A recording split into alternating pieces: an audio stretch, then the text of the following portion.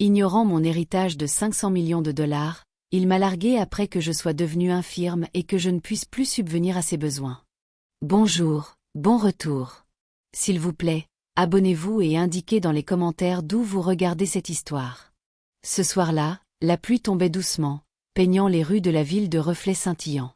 À l'intérieur d'un petit appartement au 5e étage, Emma était assise près de la fenêtre, une tasse de thé à la main.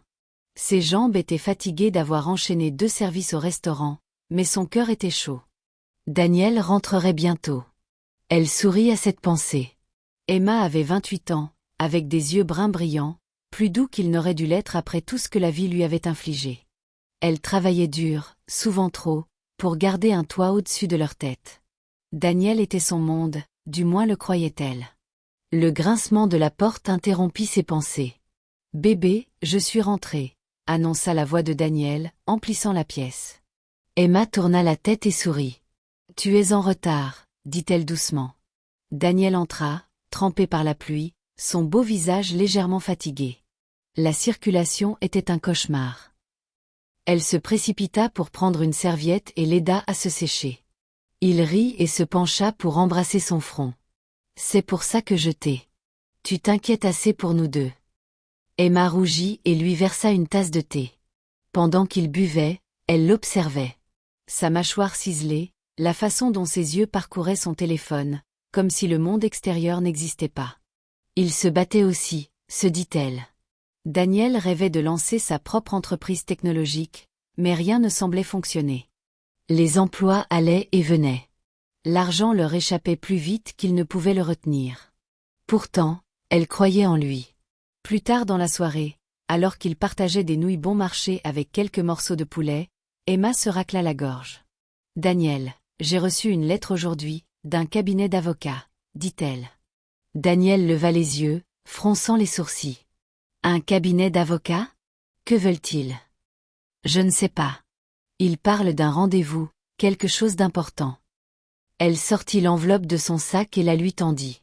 Daniel parcourut le papier, les sourcils froncés, puis le jeta sur la table. C'est probablement une arnaque. Ils envoient des lettres au hasard pour donner de l'espoir aux gens. Emma le ramassa. Mais il mentionne un certain Jonathan Miller. C'était le nom de mon grand-père. Daniel haussa les épaules. Tu m'as dit qu'il était mort il y a des années, non ? Peut-être des vieux papiers. Ne perds pas ton temps. On doit se concentrer sur ton prochain service et sur mon plan d'affaires. Emma se mordit la lèvre.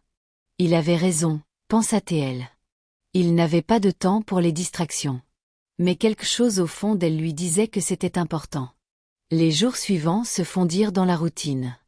Emma travaillait de longues heures, se dépêchait de préparer le dîner, de payer les factures et de rendre Daniel heureux. Mais des fissures apparaissaient. Elle remarqua la façon dont il la regardait quand elle était trop fatiguée pour parler, la façon dont il faisait défiler son téléphone tard dans la nuit, souriant à des messages dont elle était exclue. Un soir, Emma rentra plus tôt que prévu et trouva Daniel sur le balcon, parlant à voix basse au téléphone. « Je ne peux pas continuer comme ça, » chuchota-t-il. « Elle est juste un poids mort. » Emma se figea près de la porte, le cœur battant. Il parlait d'elle. Elle recula, faisant exprès du bruit pour qu'il ne sache pas qu'elle avait entendu. Quand il rentra, il sourit comme si de rien n'était. « Tu es rentré tôt. Comment était le travail ? » demanda-t-il nonchalamment. Emma força un sourire. « C'était bien. » Elle ne le confronta pas. Pas encore. L'amour l'aveuglait. Ou peut-être avait-elle peur de la vérité. Une semaine plus tard, l'accident survint. C'était un vendredi soir froid. Le service d'Emma s'était terminé tard, et elle était épuisée en traversant la rue vers l'arrêt de bus. Soudain, des phares surgirent de nulle part. Le crissement des pneus, l'odeur du caoutchouc brûlé, un fracas assourdissant. Tout devint noir. Quand elle se réveilla à l'hôpital, son corps semblait lourd, étranger. Le visage du médecin apparut au-dessus d'elle, gentil mais grave. « Emma, vous avez subi une grave blessure à la colonne vertébrale. Vous avez de la chance d'être en vie, mais il est possible que vous ne marchiez plus jamais. » Les larmes brouillèrent sa vision. Ne plus marcher ? Cela ne pouvait pas être vrai. Daniel arriva quelques heures plus tard. Au début, il sembla choqué, lui tenant la main, murmurant « Je vais prendre soin de toi ». Mais Emma remarqua la raideur de son toucher, la façon dont ses yeux parcouraient la pièce, comme s'il cherchait une issue. Les factures s'accumulèrent rapidement. Le travail d'Emma avait disparu, et l'assurance couvrait à peine quoi que ce soit. Daniel devint frustré. « Emma, on ne peut pas vivre comme ça », lâcha-t-il une nuit, faisant les 100 pas dans la chambre d'hôpital. « Je me noie à essayer de nous maintenir à flot. » La voix d'Emma tremblait. « J'essaie, Daniel. Je n'ai pas demandé ça. »« Je sais, » soupira Théil, passant ses mains dans ses cheveux. « Mais je ne peux pas nous nourrir tous les deux avec rien. » 2 semaines plus tard, Emma rentra chez elle en fauteuil roulant, le cœur lourd de culpabilité et de peur. Daniel lui parlait à peine. Il évitait son regard, sortait tard, et quand il était là, il faisait défiler son téléphone sans fin. Une nuit pluvieuse, Emma tenta de se rapprocher de lui. « Daniel, je sais que c'est dur, mais on s'en sortira ensemble. » Daniel se retourna, le visage froid. « Ensemble, Emma ?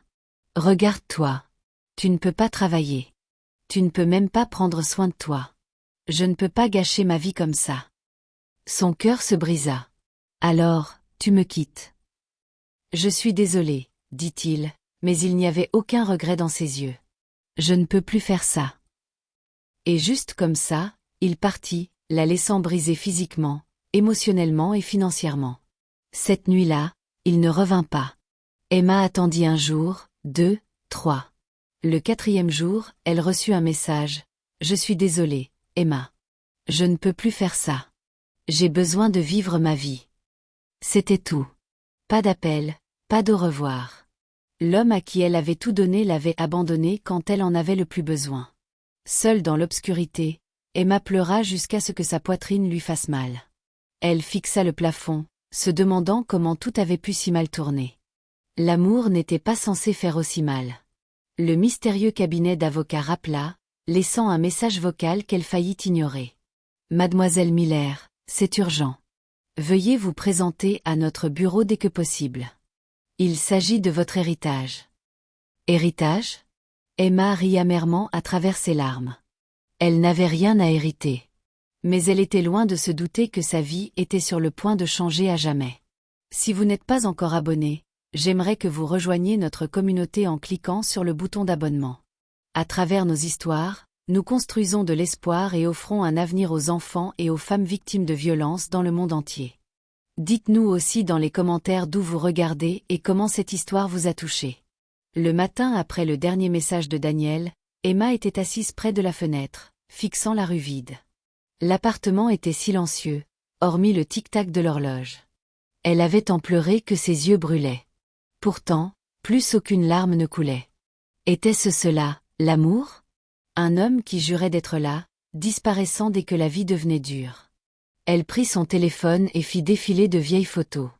Des sourires, des baisers, des rires. Des mensonges. Chaque image était comme un poignard dans sa poitrine.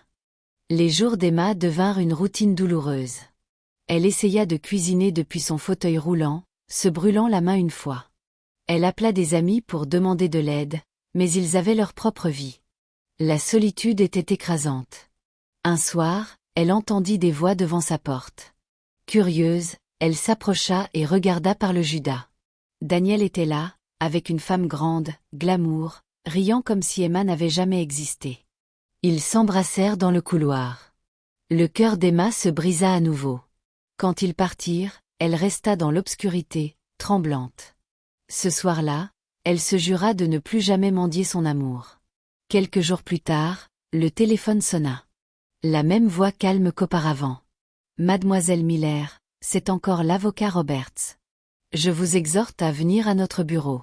Ce n'est pas une arnaque. Vous êtes l'héritière d'un patrimoine important. » Les mains d'Emma tremblaient. « Héritage » murmura-t-elle. Elle rappela. « Bonjour, c'est Emma Miller, » dit-elle prudemment. « Mademoiselle Miller, Dieu merci, vous avez appelé. Pouvez-vous venir à mon bureau demain matin ? Apportez toutes les pièces d'identité que vous avez. » De quoi s'agit-il ? Je ne peux pas tout révéler au téléphone, mais je vous assure, cela va changer votre vie.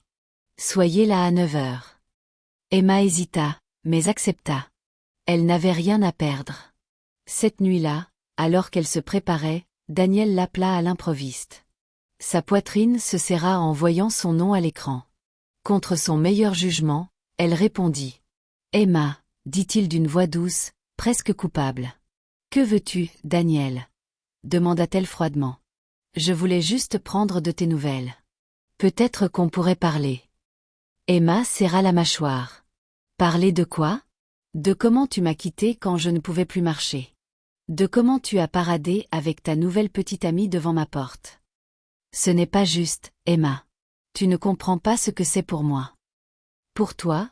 l'interrompit-elle, la voix tremblante de colère. « Tu m'as laissé pourrir, Daniel. Tu ne m'as jamais aimé. Tu aimais ce que je te donnais. » Il resta silencieux un instant, puis répondit froidement. « Peut-être que tu as raison. Je mérite mieux que ça. » La ligne se coupa. Emma jeta le téléphone à travers la pièce. Ses larmes n'étaient plus de douleur, mais de rage. Elle se relèverait. Elle lui ferait regretter chaque mot. Le lendemain matin, Emma monta dans un taxi, serrant la lettre. Le chauffeur lui lança un regard aimable, mais ne dit rien. Lorsqu'ils arrivèrent au cabinet d'avocat, elle se sentit minuscule face à l'imposant bâtiment de verre. À l'intérieur, l'avocat Roberts l'accueillit chaleureusement. « Mademoiselle Miller, entrez, je vous prie. » Elle entra dans son bureau, le cœur battant. « Votre grand-père, Jonathan Miller, est décédé il y a 6 mois, » commença Roberts. Les yeux d'Emma s'écarquillèrent. « Je ne savais même pas qu'il était encore en vie. Il vivait reclus. Mais il a laissé un testament détaillé. Vous étiez sa seule petite fille, la seule à lui avoir rendu visite durant ces dernières années. » Emma cligna des yeux. « Je ne lui ai pas rendu visite récemment. Pas après avoir déménagé ici. » Roberts sourit. « Vous lui rendiez visite assez souvent quand personne d'autre ne s'en souciait. Cela lui suffisait. Mademoiselle Miller, vous êtes l'unique héritière de sa succession. Des propriétés, des entreprises et des actifs liquides totalisant environ 500 millions de dollars. » Emma octa, les mains tremblantes. « 500 millions. » « Oui, » dit Roberts calmement. « Les fonds et les actifs sont prêts à être transférés. Vous êtes désormais l'une des femmes les plus riches de cette ville. » Pour la première fois depuis des semaines, Emma ressentit quelque chose de nouveau. Du pouvoir. En quittant le bureau, son esprit tourbillonnait. Elle avait été abandonnée, humiliée, brisée. Maintenant, elle détenait une richesse dont Daniel ne pouvait que rêver. Elle décida à ce moment-là de garder cela secret. Daniel ne méritait pas de savoir.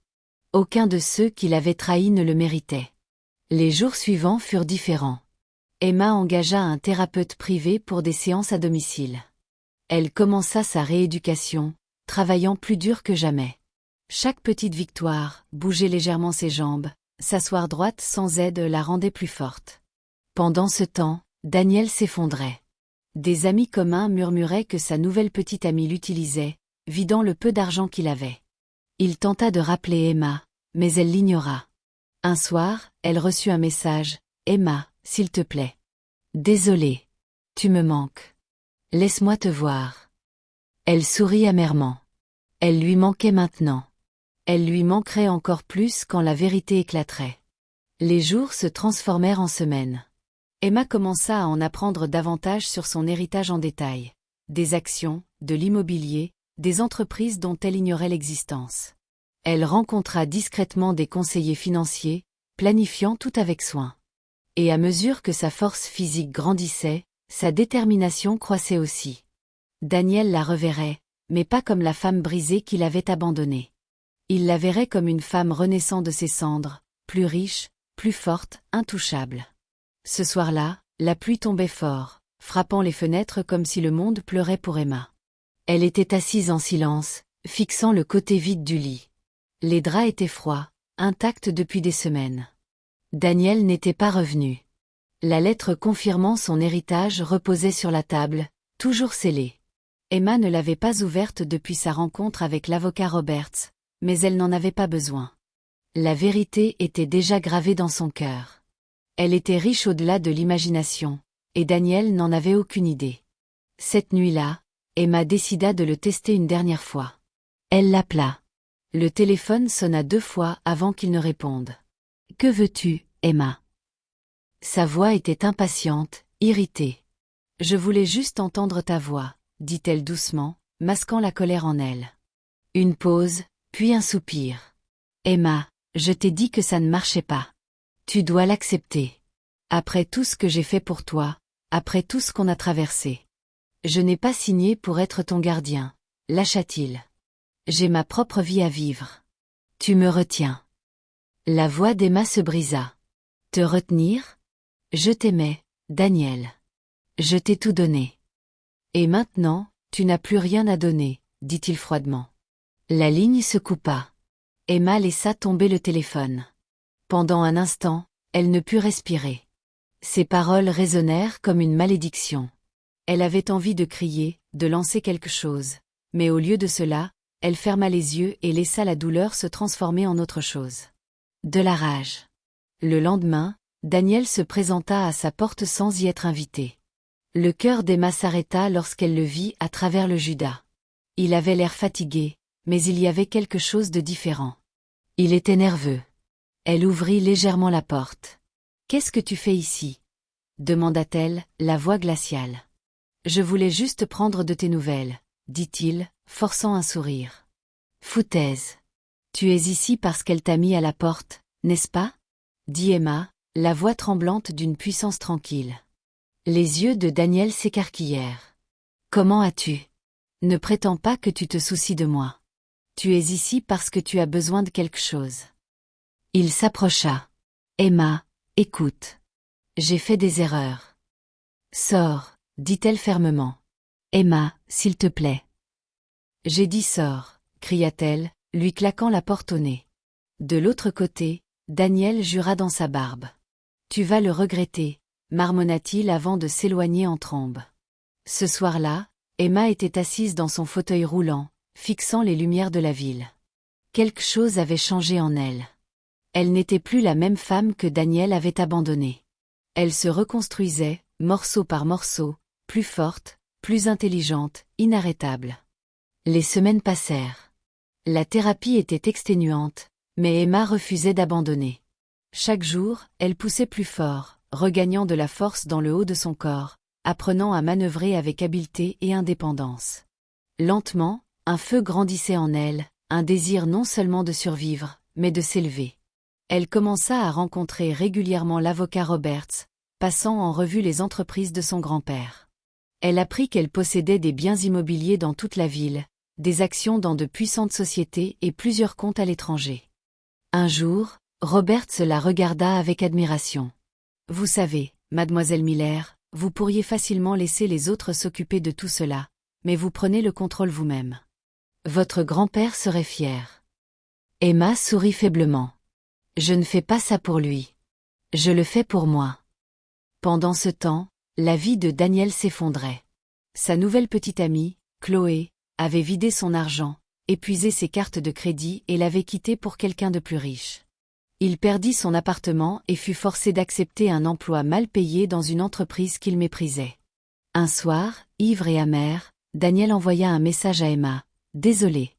J'ai besoin de toi. S'il te plaît, recommençons. » Emma ne répondit pas. Elle en avait fini avec lui. Du moins, c'est ce qu'elle pensait. Une semaine plus tard, Daniel se présenta de nouveau dans son immeuble. Cette fois, il n'était pas désespéré. Il était en colère. « Tu penses que tu es meilleur que moi maintenant ?» cria-t-il depuis le couloir. Emma ouvrit la porte juste assez pour le regarder. « Non, Daniel. Je sais que je suis meilleure que la femme qui t'a supplié de rester. Tu vas regretter de m'avoir traité comme ça, » dit-il. Emma sourit. « J'ai déjà regretté de t'avoir aimé. Ça suffit pour une vie. » Elle ferma la porte, la verrouillant derrière elle. Pour la première fois, elle se sentait libre. Cette même nuit, son téléphone vibra à nouveau. C'était un numéro inconnu, mais le message la glaça jusqu'aux os. « Nous devons nous rencontrer. Votre héritage n'est pas ce qu'il semble être. Il y a des secrets que votre grand-père ne vous a pas dit. Retrouvez-moi au domaine Miller demain à minuit. Venez seul. Le cœur d'Emma battait à tout rompre. Et maintenant? Pensa T.L. Elle ne savait pas qui avait envoyé le message, mais quelque chose lui disait que ce n'était que le début. L'air nocturne était froid et épais de brouillard alors qu'Emma descendait le chemin menant au domaine Miller. L'énorme porte de fer se dressait, rouillée mais imposante, s'ouvrant lentement en grinçant après qu'elle eut entré le code fourni par l'avocat Roberts. Le domaine se profilait au loin, une vieille maison de maître aux fenêtres sombres comme des yeux vigilants. Des éclairs zébrèrent le ciel, illuminant brièvement la structure, la rendant presque vivante. Emma frissonna, mais sa détermination la poussait à avancer. À l'intérieur, le manoir sentait le vieux bois et les souvenirs. La poussière recouvrait les meubles, et des toiles d'araignée pendaient dans les coins. Le silence était oppressant. Elle avança lentement sur le sol de marbre, ses doigts tremblant légèrement sur les roues de son fauteuil. Une voix brisa le silence. « Tu es venu. » Emma octa en se tournant vers le grand escalier. Un homme émergea de l'ombre, grand, vêtu d'un manteau sombre, le visage à moitié caché. « Qui es-tu » demanda-t-elle, la voix ferme malgré la peur qui rampait le long de sa colonne vertébrale. « Je m'appelle Richard Hay. J'ai travaillé pour ton grand-père pendant plus de 20 ans, dit l'homme en s'approchant. Et c'est toi qui m'as envoyé ce message. Oui, répondit-il en hochant la tête. Parce que tu mérites de connaître la vérité. Le cœur d'Emma s'accéléra. Quelle vérité? Demanda-t-elle. Richard regarda autour de lui, comme pour s'assurer que personne n'écoutait. La fortune de ton grand-père. Ce n'est pas aussi simple que ce que les avocats t'ont dit. Jonathan Miller était un homme brillant, mais il avait des ennemis. Il a bâti son empire grâce à des entreprises qui n'étaient pas toujours légales. Emma retint son souffle. Illégal? Que veux-tu dire? Il y a eu des affaires risquées, des investissements qui l'ont rendu riche mais ont laissé des cicatrices sur d'autres. Et il y a des gens qui croient que cette fortune aurait dû leur revenir. Ils viendront te chercher, Emma. Ils savent déjà que tu as tout hérité. L'étreinte d'Emma se resserra sur les accoudoirs de son fauteuil. Es-tu en train de dire que je suis en danger? Richard hocha la tête. Oui, mais ce n'est pas tout. Ton grand-père a laissé quelque chose derrière lui, un dossier caché quelque part dans cette maison. Il explique tout, y compris les noms de ceux qui préféraient te voir morte plutôt que de te laisser garder cet héritage. Le cœur d'Emma battait à tout rompre. Où est-il? Je ne sais pas exactement, admit Richard. Mais il a mentionné la salle des échos. Trouve-la, et tu trouveras la vérité. Avant qu'Emma ne puisse répondre, la porte d'entrée s'ouvrit violemment. 2 hommes en noir firent irruption, le visage masqué, se déplaçant rapidement. « Va-t'en » cria Richard, poussant Emma vers un couloir caché. Elle avança aussi vite qu'elle le pouvait pendant que Richard bloquait les intrus. Des bruits de lutte résonnèrent derrière elle, des cris, des meubles qui s'écrasaient, un coup de feu. Emma haletait, le souffle court, alors qu'elle manœuvrait dans le couloir étroit, se cachant finalement dans une pièce sombre. Elle pressa sa main contre sa bouche pour étouffer tout son. Quelques instants plus tard, le silence revint, puis des bruits de pas. « Où est-elle » grogna une voix. « Elle est partie » répondit une autre. Les hommes fouillèrent brièvement, puis partirent, la porte claquant derrière eux. Emma attendit que la maison redevienne calme. Lentement, elle revint dans le hall, tremblante. Richard avait disparu. Aucune trace de lui, seulement des taches de sang sur le sol. Des larmes coulèrent de ses yeux. « Richard » murmura-t-elle. Elle avait envie de fuir, d'échapper à ce cauchemar. Mais les mots de Richard résonnaient dans son esprit. « Trouve la salle des échos. La vérité est là. » Elle explora le manoir pièce par pièce, le cœur battant à chaque craquement du plancher.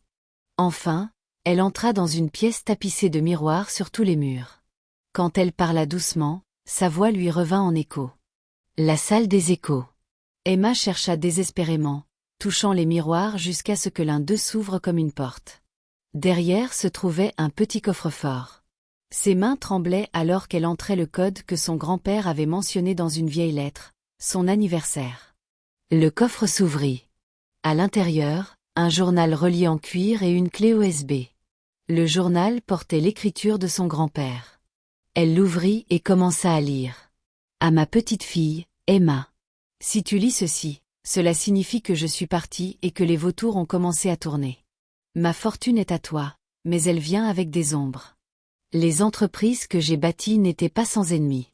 J'ai essayé de me racheter, mais toutes les blessures ne guérissent pas.